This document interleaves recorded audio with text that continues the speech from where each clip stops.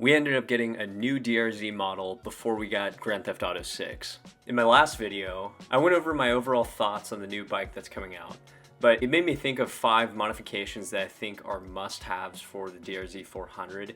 So to bring it back to basics, in this video, we're going to be talking about the top 5 favorite modifications that I think you should do to this bike. Now, before I go any further, just take into consideration that I had my DRZ when I was in college. So I put more thought into this instead of just thinking that everyone has a bottomless wallet to throw all the fun power modifications at this bike. This is actually going to be some more inexpensive mods that you can do that are going to be very practical and you'll get the most utility out of. So to kick off the first one on this list, we're going really cheap and really practical. It's going to be the case savers for this bike. So why such a basic mod, right? One of the main issues with the DRZ is that the crankcase is actually made of magnesium. And if you've been on one forum covering the DRZ, one of the weak points is that the shift lever can actually punch a hole straight through the crankcase, leading you to a situation where you can completely bleed out the oil on your bike and have a hole in your case on the side of the road. So for roughly $25 and a little bit of JB Weld, I would consider that to be some of the best, cheapest insurance that you could buy for this bike. Now, whether you're ripping the SM model on the streets or you have the S or E model and you're riding that on dirt, one thing is consistent is that you probably want to be comfortable on the bike that you're sitting on. And Suzuki did not provide a comfortable seat for this bike. So number 2 on the list is going to be specifically the seat concept seat, which is going to cost you about $250 to $400 depending on if you go with the DIY kit or if you buy a completely new seat. And it just so happens that I've been able to make a full video on the DIY kit specifically. Unless you care to have 2 seats, I think that's the best bang for your buck here. But what's really cool about the seat concept seat is that you can outfit it with a gripper top to where it almost feels like a really light grip tape that is on the top of your seat.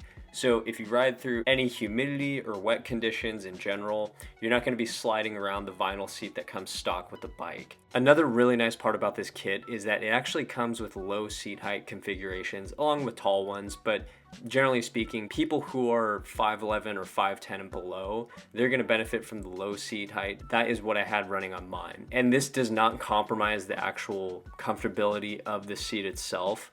I still found it leagues better than what the OEM seat provided, and you're going to be much more comfortable for the miles to come, which is really nice to have. So we have the K-Savers as cheap insurance. We got the seat concept seat on it to make sure that you're comfortable while riding. But I think we all know that this would not be a very great list if we didn't include the 3x3 airbox mod and rejetting of the carb that everyone talks about with this bike. Now I can sit here and bore you guys to death with all the granular performance details that I could find on forums for this mod specifically, but I'd rather just tell you my personal experience in doing it myself. So all in, I paid about $400 for a used full exhaust system from MRD, which was great by the way. Check out the link to my video below, along with a brand new JD Jet kit that I was able to buy at a local shop. Now after I had everything installed, guys, this was such a fun modification. I loved it. It felt like the bike really woke up.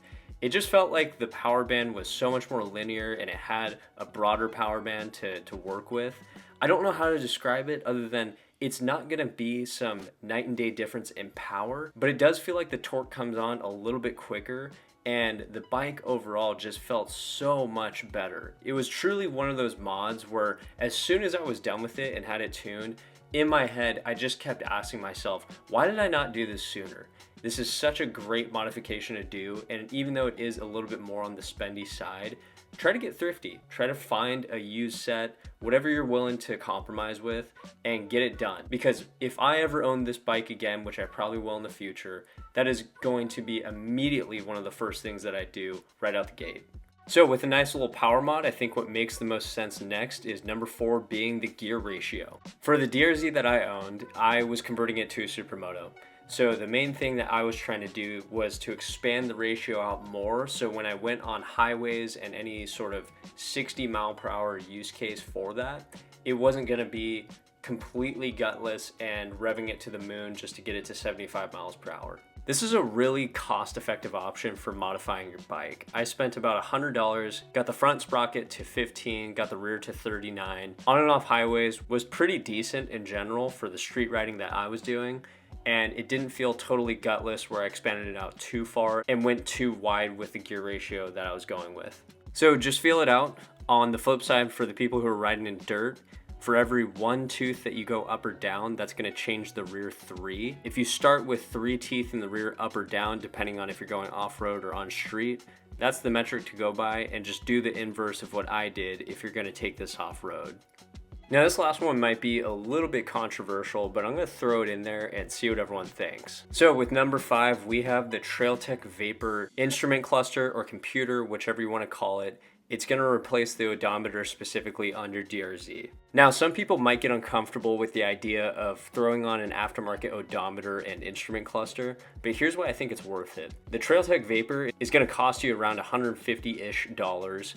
It provides engine temperature, which doesn't come stock. It provides a tachometer, which does not come stock. It provides accurate speed on the speedometer because you're actually basing it off the measurement of the wheels that you're running, which does not come stock. The only trade-off really is that you're not having the OEM odometer on the bike. So if you went and sold the DRZ that you own to a dealership, they might say that the true mileage is actually unknown since you're the one inputting the mileage on the bike when you install the new Trailtech Vapor unit. But outside of that, I mean, they have kits where you can retain the row of indicator lights on the left side of the bike. They have so many modifications for this bike that are tailored specific to the Trailtech Vapor unit that I really do think with all the good data that you get from it, it's going to be totally worth that $150 that you put into that. Which, by the way, I also have a video on.